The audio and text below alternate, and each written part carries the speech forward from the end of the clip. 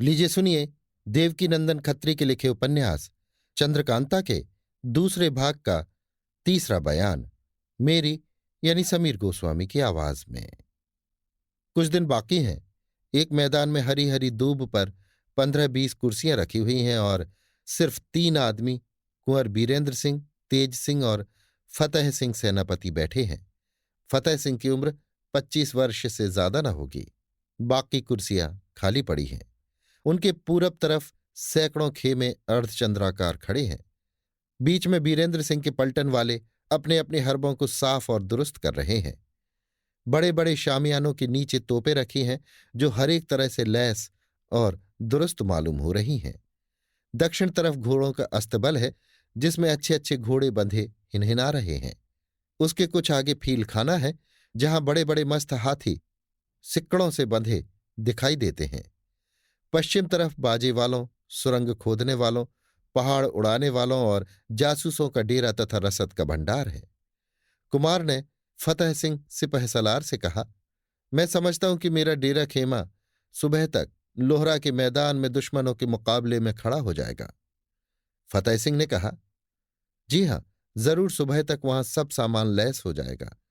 हमारी फौज भी कुछ रात रहे यहां से कूच करके पहर दिन चढ़ने के पहले ही वहां पहुंच जाएगी। परसों हम लोगों के हौसले दिखाई देंगे। बहुत दिन तक खाली बैठे बैठे तबीयत घबरा गई थी। इसी तरह की बातें हो रही थी कि सामने देवी सिंह अय्यारी के ठाठ में आते दिखाई दिए। नजदीक आकर देवी सिंह ने कुमार और तेज सिंह को सलाम किया। देवी सिंह को देखकर कुमार बहुत खुश हुए और उठकर गले लगा लिया। तेज सिंह ने भी देवी सिंह को गले लगाया और बैठने के लिए कहा। फतेह सिंह सिपहसलार ने भी उनको सलाम किया। जब देवी सिंह बैठ गए, तेज सिंह उनकी तारीफ करने लगे। कुमार ने पूछा, कहो देवी सिंह, तुमने यहां आकर क्या क्या किया? तेज सिंह ने कहा, इनका हाल मुझसे सुनिए, मैं मुख्तसर में आपको समझा देता हूं। कुमार ने कहा, कहो। तेज सिंह बोले, जब आप चंद्रकांता के बाग में बैठे थे और भूत ने आकर कहा था कि खबर भई राजा को तुमरी सुनो गुरुजी मेरे, जिसको सुनकर मैंने जबरदस्ती आपको वहां से उठाया था, वो भूत यही थे। नौगढ़ में भी इन्होंने जाकर क्रूर सिंह के चुनार जाने और अय्यारों को संग लाने की खबर खंजरी बजाकर दी थी। जब चंद्रकांता के मरने का गम महल में छाया हुआ था और आप बेहोश पड़े थे, तब भी इन्हीं ने चंद्रकांता और चपला के जीते रहने की खबर मुझको दी थी। तब मैंने उठकर लाश पहचानी, नहीं तो पूरे घर का नाश हो चुका था। इतना काम इन्होंने किया। इन्हीं को बुलाने के वास्ते मैंने सुबह मुनादी करवाई थी, क्योंकि इनका कोई ठिकाना तो था ही नहीं। ये सुनकर कुमार ने देवी सिंह की पीठ ठोकी और बोले, शाबाश, किस मुंह से तारीफ करें, 2 घर तुमने बचाए। देवी सिंह ने कहा, मैं किस लायक हूं जो आप इतनी तारीफ करते हैं? तारीफ सब कामों से निश्चिंत होकर कीजिएगा। इस वक्त चंद्रकांता को छुड़ाने की फिक्र करनी चाहिए। अगर देर होगी तो न जाने उनकी जान पर क्या आ बने।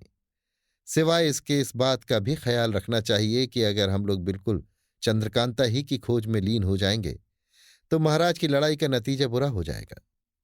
ये सुन कुमार ने पूछा, देवी सिंह, ये तो बताओ चंद्रकांता कहाँ है? उसको कौन ले गया?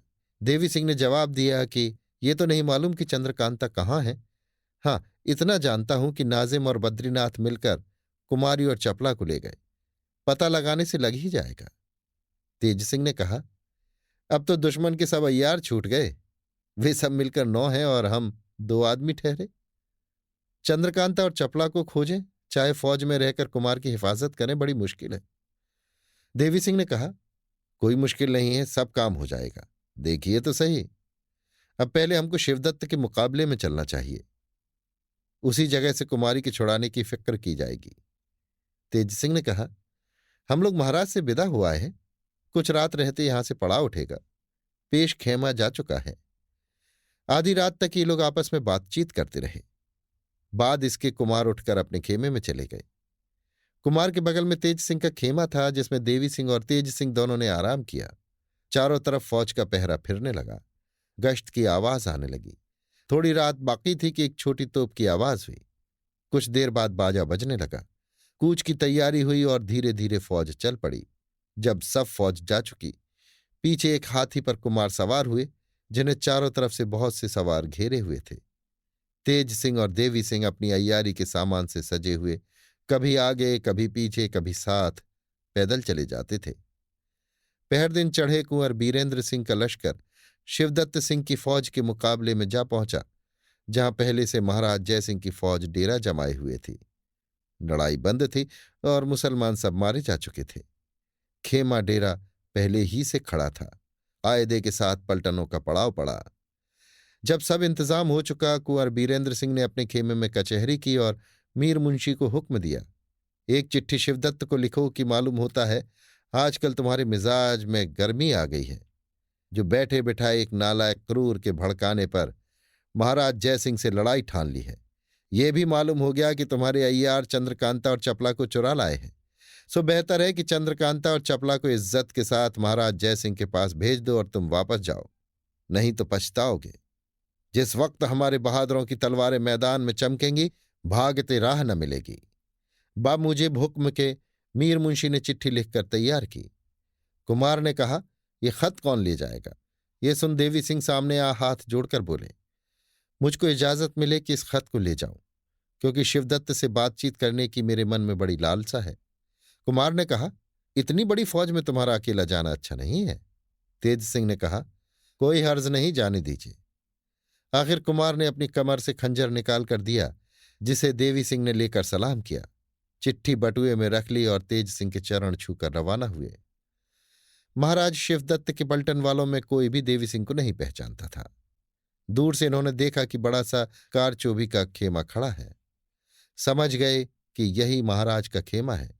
सीधे धड़धड़ाते हुए खेमे के दरवाजे पर पहुंचे और पहरे वालों से कहा, अपने राजा को खबर करो कि कुंवर बीरेंद्र सिंह का एक अय्यार खत लेकर आया है।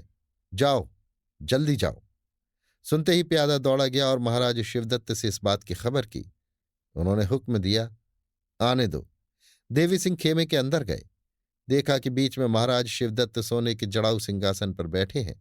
बाईं तरफ दीवान साहब और बाद इसके दोनों तरफ बड़े बड़े बहादुर बेशकीमती पोशाकें पहने और उम्दे हरबे लगाए चांदी की कुर्सी पर बैठे हैं, जिनके देखने से कमजोरों का कलेजा दहलता है। बाद इसके दोनों तरफ नीम कुर्सियों पर अय्यार लोग विराजमान हैं। इसके बाद दर्जे बदर्जे अमीर और ओहदेदार लोग बैठे हैं।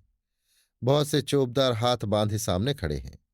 गरज की बड़े रुआब का दरबार देखने में आया। देवी सिंह किसी को सलाम किए बिना ही बीच में जाकर खड़े हो गए और एक दफे चारों तरफ निगाह दौड़ाकर गौर से देखा। फिर बढ़कर कुमार की चिट्ठी महाराज के सामने सिंहासन पर रख दी।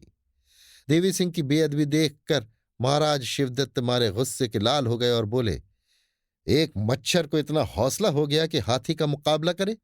अभी तो बीरेंद्र सिंह के मुंह से दूध की महक भी न गई होगी। ये कह चिट्ठी हाथ में ले फाड़कर फेंक दी। चिट्ठी का फटना था कि देवी सिंह की आंखें लाल हो गई। बोले, जिसके सिर पर मौत सवार होती है उसकी बुद्धि पहले ही हवा खाने चली जाती है।